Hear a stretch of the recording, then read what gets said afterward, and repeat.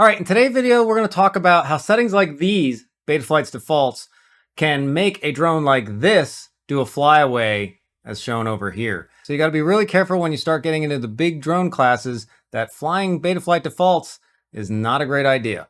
So let's get into it.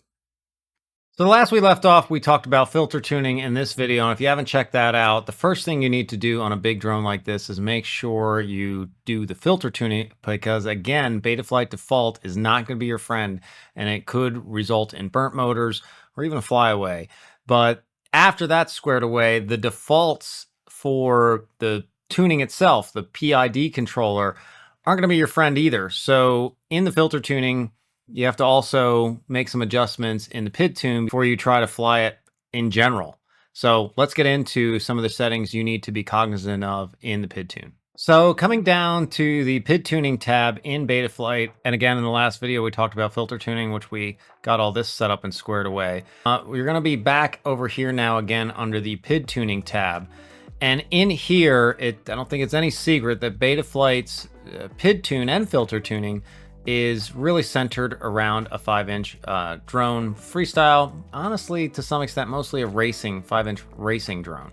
But we're going to need to make some pretty significant, I would say, adjustments to this for it to even be what I would say flyable. So here is a log of that big drone that I was just showing you there, just doing some hover tests. And in here, we just started off just taking off line of sight, and this is a black box log, and I'll talk about this in a second if you're not familiar with a black box log.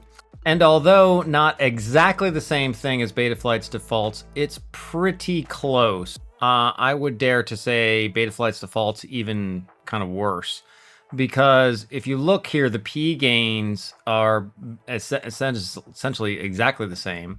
The I gains are essentially exactly the same, but the difference here is that in Betaflight's default, it has the D term down at like 30 and 34, where the I and the D max set up at 40 and 40. So you can see in here the D gains were kind of raised up and the D max, so they're the same thing. So it's almost like the D gains, the default D gains were a little higher here. So they're even lower until you go into more sharp stick moves and things like that, and then they boost up in the default here, whereas this is they just stayed at 45. And in looking at this, so I'm just doing some little twitch moves. Again, you can see little forward, little backwards, little forward, little backwards. And right here, let me break this down. So this is the roll axis, this is the pitch axis, this is the motor commands, and you can see we get into an oscillation. So look at the drone over here, and it oscillates back and forth, side to side like that. And I'll tell you, in this graphic, it doesn't, just like, oh, why is that scary? Yeah, it's really scary out in the field, because this thing is like, it's rolling all over the place. And luckily I was low to the ground and I could just disarm, as in like a foot, like 2 feet off the ground, like really low, so that disarm here, it just disarmed, flipped itself over, no big deal, no damage or anything like that, because this ain't my first rodeo. So taking a look at what the problem here, it's really an occurrence of the D gains are too low, the I gains are too high, and the P gains in general, like all the gains together are all too low in general. If you're not familiar with PID control, the ratio from D to P and P to I is really important, and the ratios are all messed up for a big drone like this in Betaflight defaults. And then all the gains in general are generally too low, and I'll show you what they generally need to be. And that, in this specific case, led to I-term windup. So what are flyable PIDs? So you can see here the old PIDs here, and this was, again, just with a hover, and then this is actual flyable PIDs. And I'll show you this flying of this craft here in just a second. But you can see the big differences, and we're going to talk about just the numbers up here. You can do a number of different slider movements to get to these. But let's just look at the absolute value of these numbers here, because again, sliders, you can slice it a bunch of different ways to get to these absolute values. So let's just focus on the absolute values. So you can see in here, one thing we do is we have our derivative and our Dmax very similar. And in most cases, that's actually a little bit of a tweak that I did at the end there to, I'm kind of still finalizing this tune. But at the end, typically I'll take that dynamic damping all the way down, so the D max. So the D gains here will equal the D gains here. The the derivative gains will equal the D max gains. And that means that, you know, when it's in normal forward flight, these are the D gains. And when you do sharp stick inputs, these are still the D gains. It doesn't like dynamically raise them as you do stick inputs.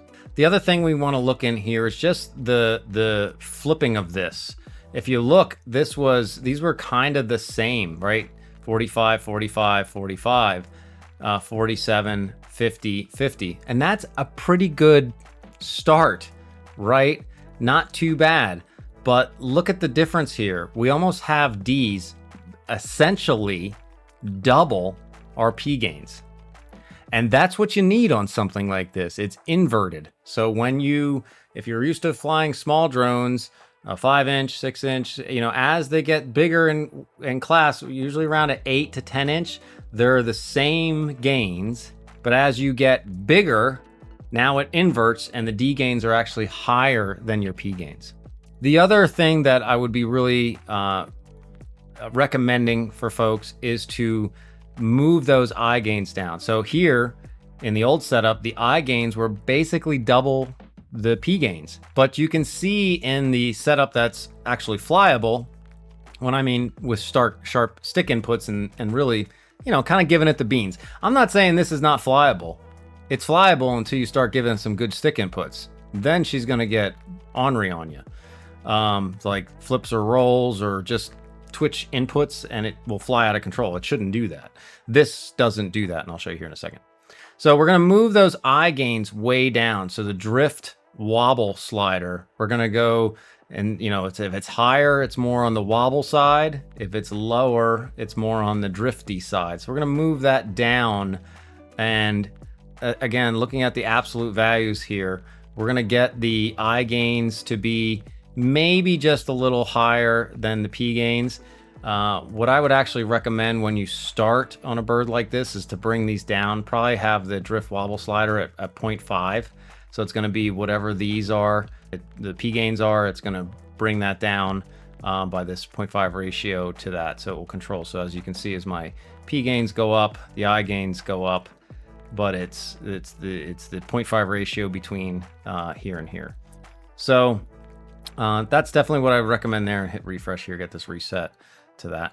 But that I gains, that's probably your biggest enemy. I would say on a big quad like this, filters will bite you first. Then after filters, if you get that squared so they don't bite you, and again, in that last video we talk about that, the next thing that will get you is the I gains. So watch out for filters, get that squared, be conservative, especially it's your first flights.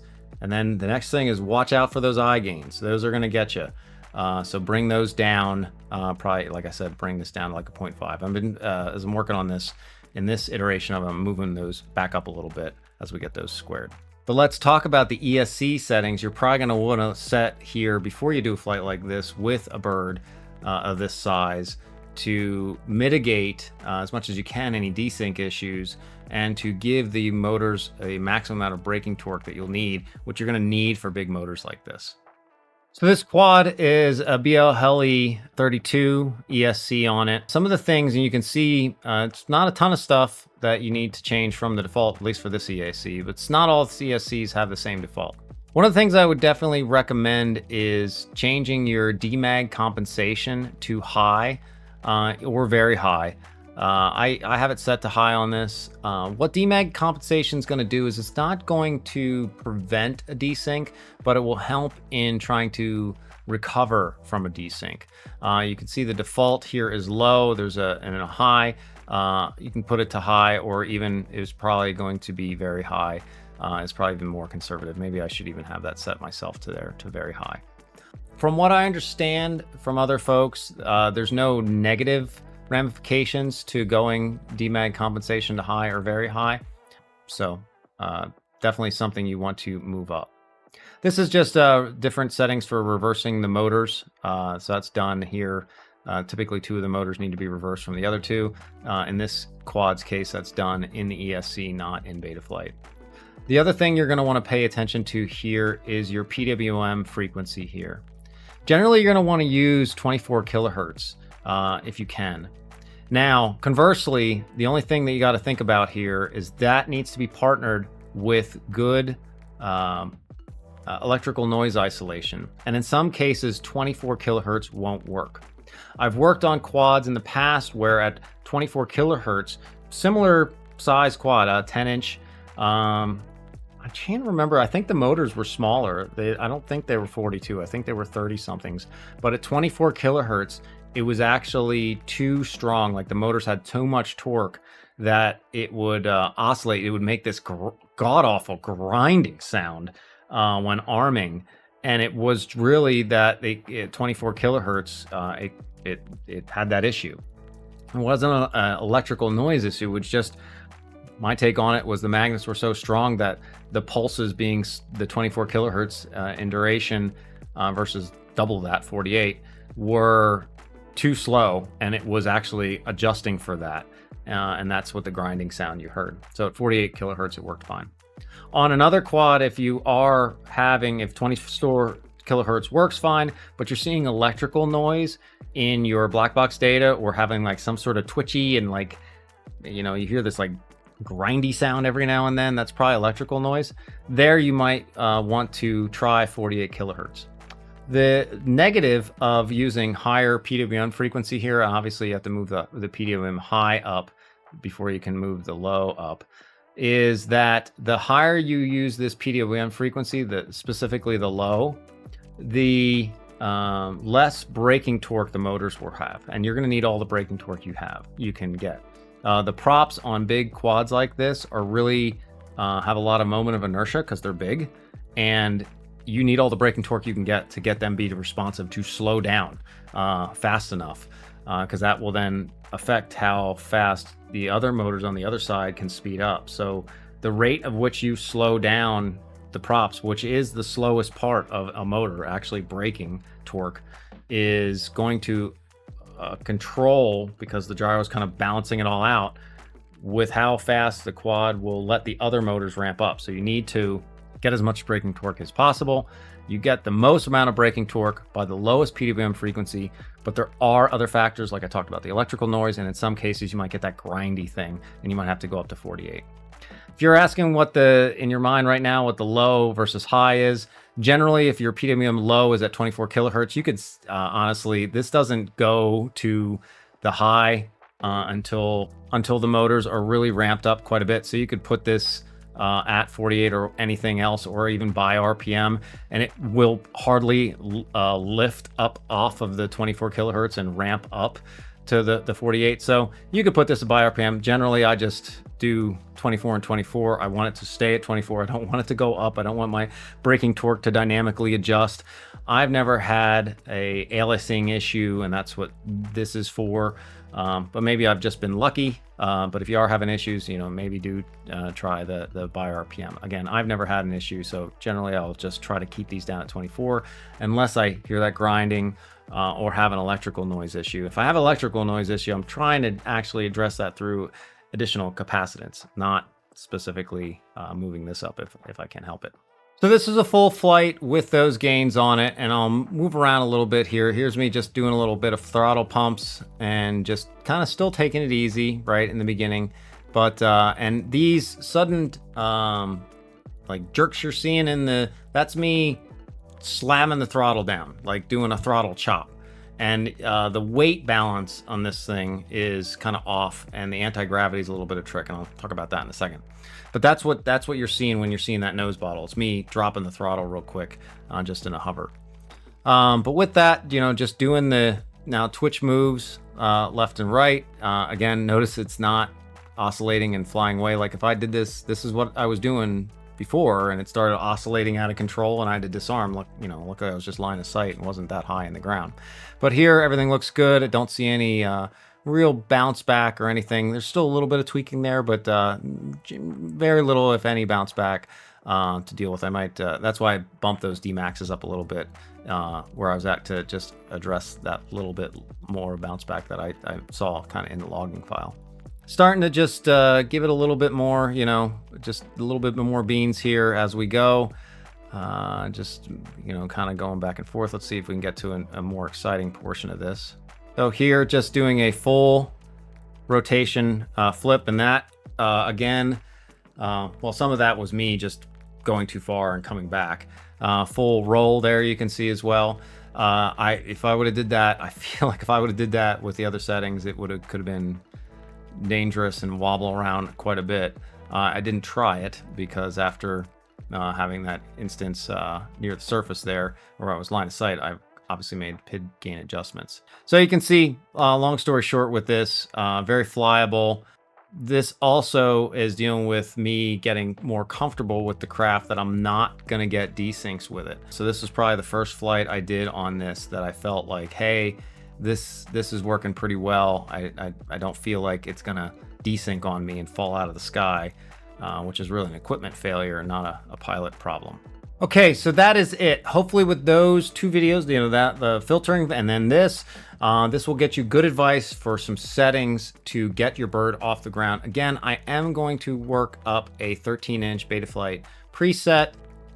I'm still working on that. You know, you gotta, there's a lot of thought that goes into a preset, because it's not just, hey, what worked on a bird. It's like you got to think through like the second order effects and bigger things. And you may have seen things like this over here. Where is it?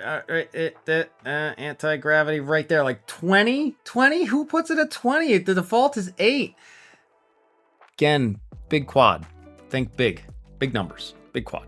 I believe, and I'm not done with this too, like these gains, I'm going to start pushing these up, I think quite a bit, to actually get what I need out of here. And thrust linearization is another thing that I'm going to be looking at on this one. Over, down, I don't know, where is it over here? Right here, this thrust linear is something we may need on this one as well, just for the low throttle authority on it. But if you're interested in stuff like that, check out the link below. I'm going to have a Patreon video this week talking about looking at that flight we kind of looked at on screen and scrubbing through the black box log for other improvements to make to this quad. So going beyond just the default setup for PID gains and some PID theory on what, you know, where you want to kind of have a starting point to kind of look at flight characteristics that I'm still not happy with, looking at the log, dissecting the log and saying, hey, what are we seeing from this and what adjustments am I going to make? We're talking about some stuff in the CLI, like anti-gravity. There's some settings in the CLI that can change the ratios of some stuff that we're going to talk about. We're going to talk about thrust linearization, like I talked about before, and just some other general things. Again, if you're interested in taking those next steps, again, I'm going to have a Patreon video where we further dissect some of this to bring this drone's tune to a close and get this thing shipped back. Outside of that, thanks everybody. I hope this helped. I hope this gave you some good advice. If you have any questions, don't hesitate to put them down in the comments. Thanks all again, and I'll see you on the next one.